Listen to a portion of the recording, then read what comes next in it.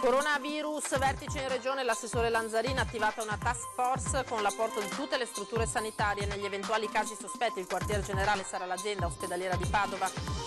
Inchiesta della procura dopo il suicidio del pensionato di Venezia che sabato si è gettato dal terzo piano del suo alloggio Ater.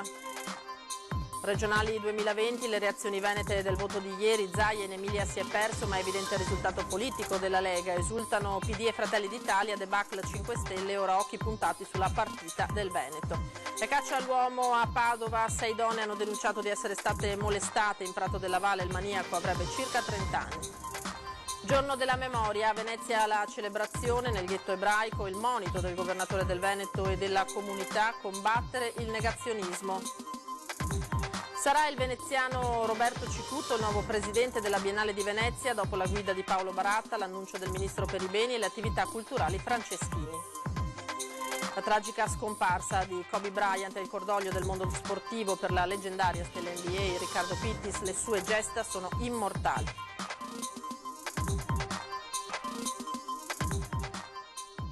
Buonasera, ben ritrovati in diretta, edizione regionale dei telegiornali di Antenna 3. Dunque la Regione, lo avete sentito, dichiara la mobilitazione generale contro la polmonite da nuovo coronavirus in Cina. L'assessorato alla sanità ha diffuso gli aggiornamenti alla circolare ministeriale e una nota informativa a tutte le aziende sanitarie e ospedaliere.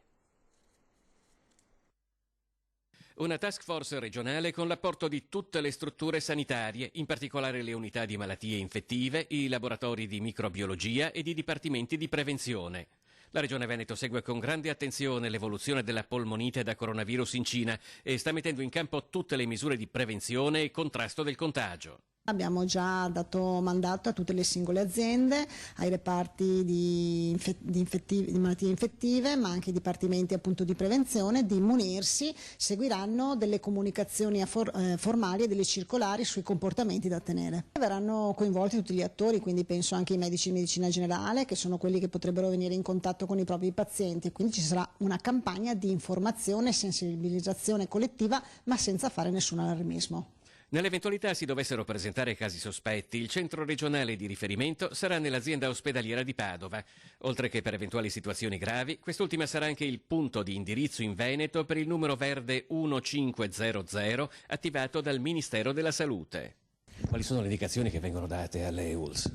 Ma le stanno abbozzando in queste ore l'ufficio prevenzione della Regione del Veneto, che sono quelle che derivano dalle indicazioni che ci stanno arrivando dal Ministero della Salute, che ha costituito una task force nazionale. Noi faremo altrettanto a livello regionale, in modo poi da coordinare i lavori all'interno delle singole aziende sanitarie, sulle indicazioni che sono anche arrivate dall'OMS. La mobilitazione anticoronavirus in Veneto è avviata, ma dall'assessorato alla sanità si chiede anche di evitare inutili allarmismi.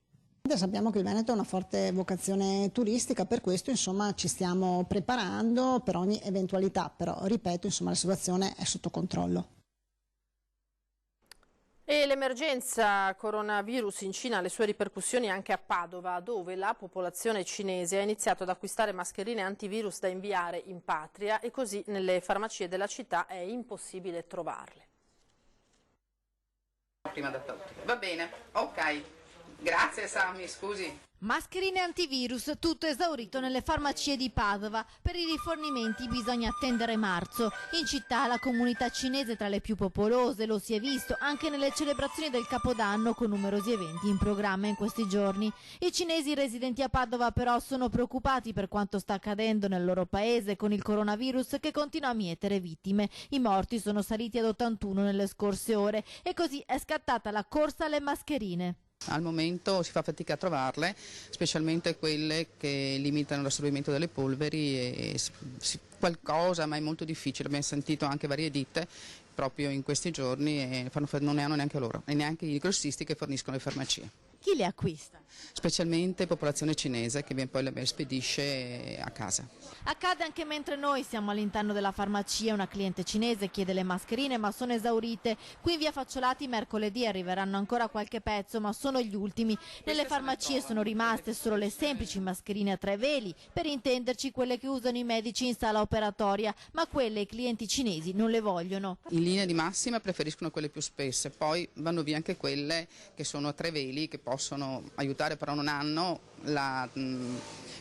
non sono importanti come quelle più grosse. Chiedono solamente quelle più spesse con la classica forma conchiglia, ma oramai sono introvabili anche all'Arcella e in centro storico. In una farmacia a pochi passi del comune sabato una cliente cinese voleva fare una donazione di 500 mascherine da spedire in patria, ma erano già terminate. Vista la mole di richieste e le forniture che scarseggiano nei magazzini, Federfarma Padova ha cercato di mettere in rete tutte le farmacie della città. Noi abbiamo attivato come federazione una mail per presso tutte le farmacie, tipo la ricerca del farmaco urgente, per poter vedere le farmacie che hanno disponibilità ancora di queste mascherine. Invece dopo l'aggressione contro la ragazza cinese insultata in treno c'è stato un nuovo episodio sempre a Venezia e sempre contro una coppia di turisti cinesi. Dura la condanna da parte del primo cittadino Brugnaro. Quando uno usa comunque la violenza o l'offesa è sempre comunque da parte del torto. In questo caso peggio perché sono dei ragazzini. È un Brugnaro tutto campo quello che continua a stigmatizzare la nuova aggressione delle scorse ore avvenuta a Venezia nei pressi della Giudecca, quando una baby gang di adolescenti ha seguito, insultato e sputato contro una coppia di turisti cinesi. Partendo anche da episodi come questo noi non dobbiamo intanto sottovalutare nulla, perché se è vero che questi sembrano i due signori cinesi dicono che sono bambini da 6 anni, ripeto, faccio fatica a pensare a 6 anni, ma fossero 8-9 immagino. A ti sembra normale che questi vanno a sputare della gente?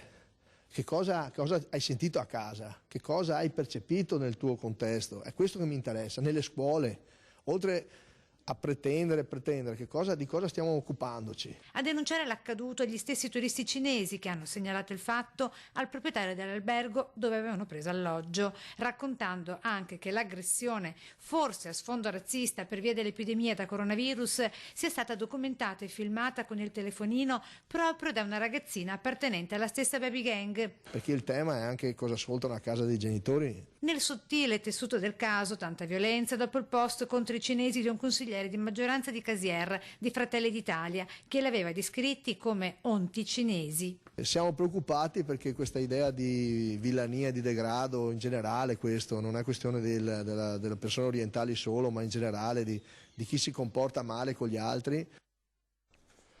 Ora veniamo invece al caso del suicidio del pensionato di Venezia che sabato scorso si è gettato dal terzo piano del suo alloggio Ater. Dura oggi la presa di posizione del sindacato inquilini che punta il dito contro chi ha fomentato e strumentalizzato proprio gli anziani e ora è stata aperta anche un'inchiesta. Una morte che si poteva evitare, così la numero 1 del sindacato Unione Inquilini Veneziani in merito al suicidio del pensionato di Venezia, andato in profonda crisi dopo lo sfratto dall'alloggio Ater. Io sono molto addolorata per questa vicenda. Dura la sua accusa, una morte per la quale, dice, ora si dovrebbero interrogare coloro che hanno cavalcato la battaglia delle varie manifestazioni prima che venisse alzato a 35.000 euro il tetto di 20.000 di ISEE, oltre al quale si sarebbe persa la casa, gli stessi dai quali è venuta a mancare l'informazione, prosegue. Episodi e poi che alla fine si verificano anche purtroppo perché fomentati da chi vuole cavalcare le proteste, naturalmente sempre in vista delle elezioni, sia comunali che regionali. Proprio in questi giorni stanno arrivando le nuove lettere di rassicurazione agli interessati. Nessuno verrà sfrattato se dentro i nuovi parametri. Conforto questo necessario e d'obbligo dopo la tragedia dei giorni scorsi. Fondamentale dirlo. Certo, io ho la fila in sindacato di persone che mi chiedono ma come mai ancora non è arrivata la lettera dell'Ater che mi dice che posso stare tranquillo? Come mai non è ancora arrivata? Ma perché le modifiche sono state fatte veramente da poco, sono attuative anche se l'assessore Lanzarini aveva fatto un comunicato stampa già a novembre per tranquillizzare tutti proprio su richiesta di tutte le parti. Ora la pagina politica con l'esito delle elezioni regionali in Emilia-Romagna visto dal Veneto. Di risultato politico importante per la Lega parla il governatore Zaia, mentre il PD suona la carica in vista dell'appuntamento con le urne nella nostra di regione. L'esito delle urne in Emilia-Romagna, divenuta il vero terreno di confronto di questa tornata elettorale per le regionali, pone alcuni punti fissi, secondo il presidente del Veneto Luca Zaia, che riconosce la vittoria del collega Stefano Bonaccini, sottolinea la debacle dei 5 Stelle e aggiunge che questo governo, con questi numeri, non se ne va a casa. La leadership di Matteo Salvini non si discute, continua Zaia, perché la Lega esce da questa consultazione tutt'altro che sconfitta, essendosi assestata al 32%. È un ottimo risultato dal punto di vista politico, questo è innegabile.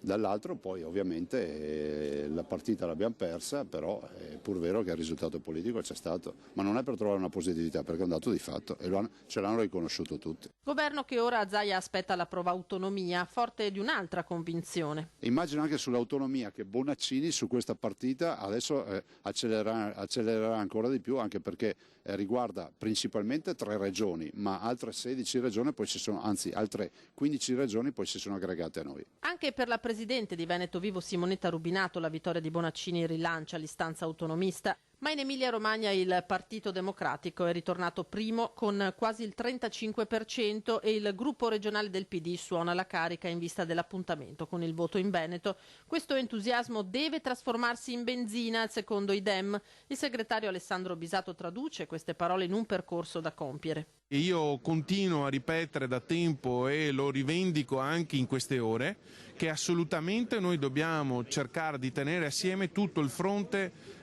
democratico rappresentato dai partiti del centro-sinistra e da tutti i movimenti civici che stanno costellando le amministrazioni locali del Veneto. Il lavoro del centro-sinistra allargato prosegue. Venerdì prossimo a fare sintesi sarà il direttivo regionale, ma è possibile vincere in Veneto? Non so se sia possibile, è possibile contendere e soprattutto dare un'idea di Veneto alternativo. Eclatante il crollo dei 5 Stelle, tanto in Emilia quanto in Calabria. Di contro c'è chi gioisce dei progressi invece compiuti anche in questa tornata è Fratelli d'Italia, in Emilia all'8,59%, quasi all'11% in Calabria, secondo partito del centrodestra. Il rapporto di forza tra il nostro partito e il partito più forte del centrodestra, cioè la Lega, è cambiato in maniera evidente, mentre prima il rapporto era di circa 1:6, oggi siamo ad un rapporto di 1:3. L'alleanza resta un punto fermo, ma il partito di Giorgia Meloni è legittimato dai numeri a livello locale ad alzare la testa. Il centrodestra, secondo me, deve correre unito, deve essere unito, se vogliamo vincere non possiamo dividerci. È chiaro che però ci vuole un rispetto reciproco. Il risultato del Movimento 5 Stelle in Emilia e Calabria non è una sorpresa, ha commentato in giornata Simone Scarabel, consigliere regionale proprio dei 5 Stelle. Le dimissioni di Di Maio a pochi giorni dalle urne erano un segnale evidente che ciò che ci aspettava. Non facciamo certo i salti di gioia, la causa di questo risultato sta soprattutto nell'eccessivo tentennare sui candidati. Questo è il passato, il voto di ieri ci deve essere da stimolo e da lezione per il voto che ci attende in Veneto, conclude Scarabel. Ora la cronaca è caccia all'uomo. A Padova 6 donne hanno denunciato di essere state molestate in Prato della Valle. Il questore ai nostri microfoni dice ricerche intensificate. Salgono a 6 le denunce per molestie sessuali. 6 giovanissime donne hanno un'età compresa tra i 16 e i 25 anni. Hanno raccontato ai poliziotti di essere state palpeggiate con violenza in Prato della Valle da un uomo con la carnagione scura. Le violenze sono avvenute tutte giovedì pomeriggio in un arco temporale di appena 20 minuti tra le 17:40 e le 18. È scattata così la caccia all'uomo. Le vittime hanno fornito un identikit dettagliato. Il molestatore avrebbe circa 30 anni e le ha avvicinate con la scusa di chiedere l'elemosina. Poi le ha palpeggiate con violenza, tanto che una delle giovanissime vittime ha riportato degli ematomi al seno e al costato. La questura lancia un appello: massima attenzione ai questuanti della zona.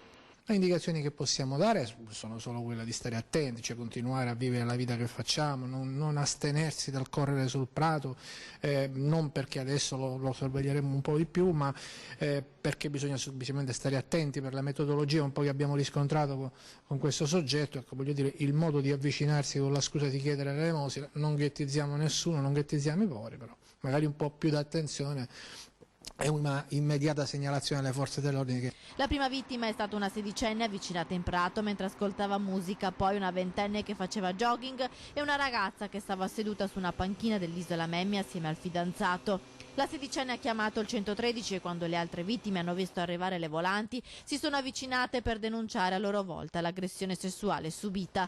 3 delle 6 vittime si sono fatte medicare in pronto soccorso. La polizia nel frattempo ha intensificato i controlli e le ricerche dell'uomo intorno a Prato della Valle. Non enfatizziamo e non sottovalutiamo come sempre. Credo comunque che siano degli episodi tutto sommato abbastanza circoscritti, non c'è una casistica numerosissima nella città di Padova. Questo ci ha un po' colpito e sotto questo punto di vista stiamo facendo le opportune indagini, perché c'è stata una serie ripetuta a breve distanza l'uno dall'altra nella zona del Prato.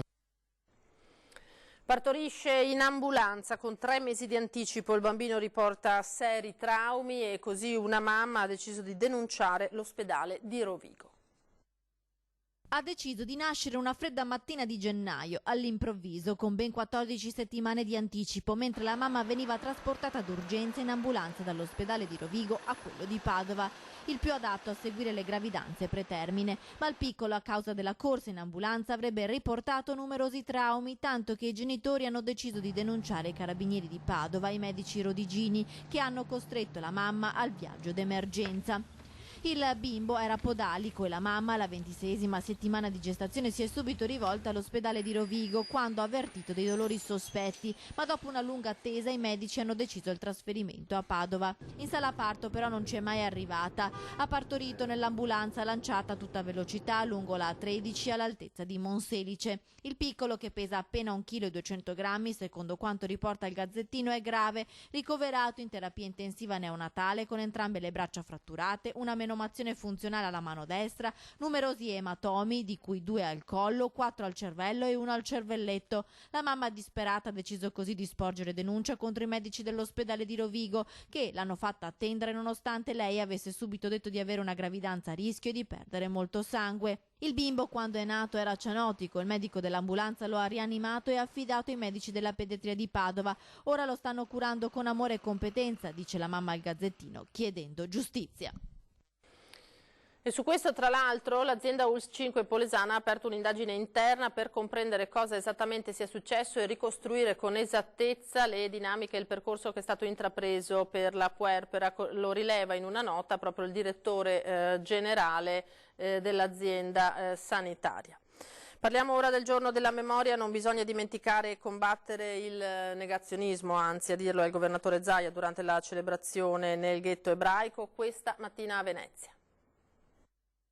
La giornata della memoria nasce per celebrare la liberazione di Auschwitz. Sono 75 anni nel ghetto più vecchio, che ha 504 anni, che è quello di Venezia. Non dobbiamo dimenticare, dobbiamo batterci contro il negazionismo che corre in rete e che raggiunge molti giovani. Combattere il negazionismo e far crescere le nuove generazioni ricordando ciò che è accaduto è fondamentale per il governatore Zaia, che ha preso parte alla cerimonia nel ghetto ebraico a Venezia in occasione del giorno della memoria. Un negazionismo simbolo di ignoranza, ribadisce il rabbino. Penso che se ogni volta che stiamo in una riunione che parla della Shoah ricordiamo il negazionismo, le diamo un palco che loro non merescono. Okay? È come dire, c'è una persona nel mondo che dice che Parigi non esiste e facciamo di questo una cosa pubblica. Non fa senso, dire che una cosa non esiste è una stupidità. Se diamo un palco pubblico alle persone che sono ignoranti, non facciamo una cosa anche intelligente da nostra parte. Il negazionismo non mi preoccupa la ignoranza. Dopo l'alzabandiera mazzasta degli Alpini, Zaia si è recato con le autorità religiose e i rappresentanti della comunità ebraica veneziana al monumento ai deportati in campo per rendere omaggio alle vittime della Shoah, dove il rabbino ha recitato il salmo e la preghiera.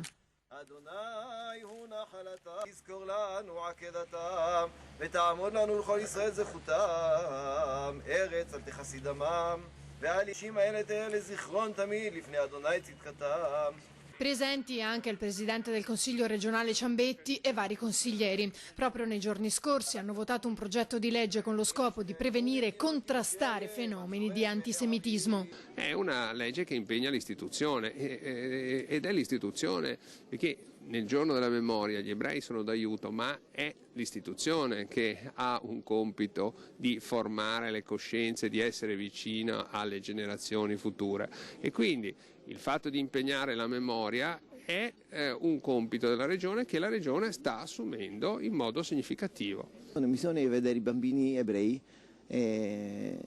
giocando qui nel campo del ghetto come era tanti anni fa, quindi questa è l'idea, far crescere di nuovo questa comunità, e questo si fa attraverso un gran lavoro di studio, di insegnamento, di cultura pratica dell'ebraismo, che l'ebraismo è una cosa che si fa, non solamente si studia, e questo è un po' della mia visione, e spero con l'aiuto del cielo e delle persone di farlo. Ora ci fermiamo per un piccolo break, ma rimanete con noi.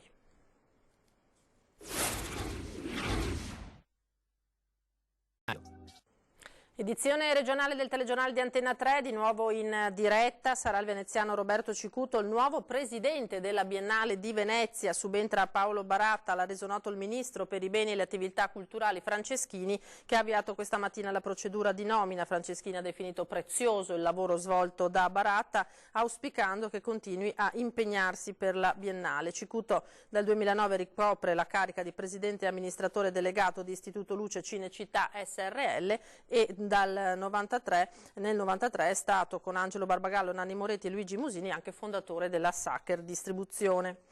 Ora veniamo alla tragica morte di Kobe Bryant, che ha lasciato un segno anche nel mondo sportivo e cestistico della marca, a partire da alcuni dei suoi grandi ex campioni.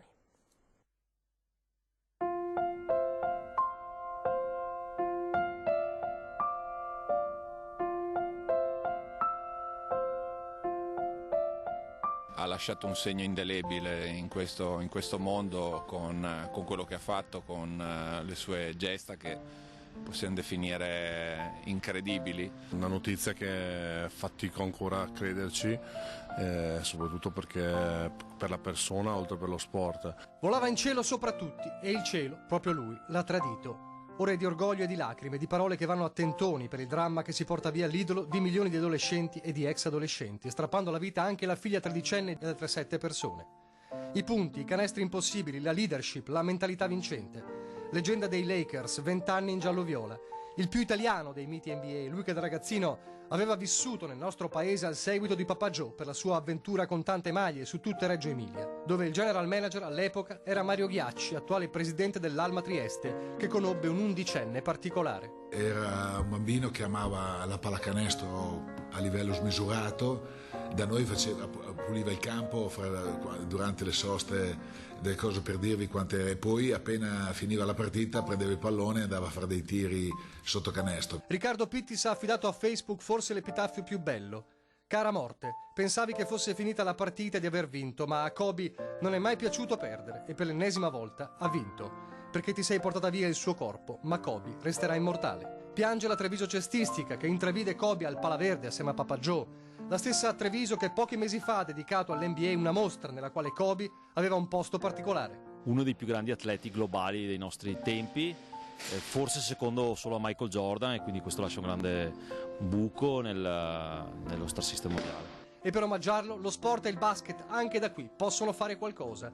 Prima di tutto far capire ai ragazzi la sua lezione. Bisogna insegnare quello che lui faceva, insomma, oltre ai grandi numeri bisogna vedere quello che c'era dietro, il gran lavoro che lui aveva fatto su di sé, per giocare sempre meglio. E poi salutarlo, come si deve a un mito. Credo che un bellissimo e lungo applauso per un giocatore che non ha mai giocato in Italia, ma che è nato in Italia e che è cresciuto nel nostro paese, credo non possa che meritarlo.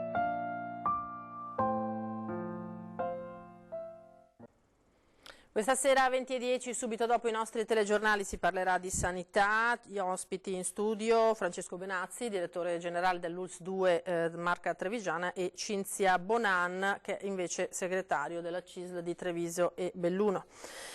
Torna al ring l'attualità politica in primo piano questa sera nella prima serata di Antenna 3 con il nostro Ferdinando Avarino. Ci saranno Vanessa Camani del Partito Democratico, Sergio Berlato di Fratelli d'Italia, Alberto Villanova della Lega, Simone Scarabella del Movimento 5 Stelle. L'occasione naturalmente per commentare nuovamente i risultati delle elezioni regionali in Emilia-Romagna e Calabria e proiettarli naturalmente verso quelle in Veneto. È tutto per questa sera, grazie per essere stati con noi. Io vi lascio alle previsioni del tempo per domani. Arrivederci.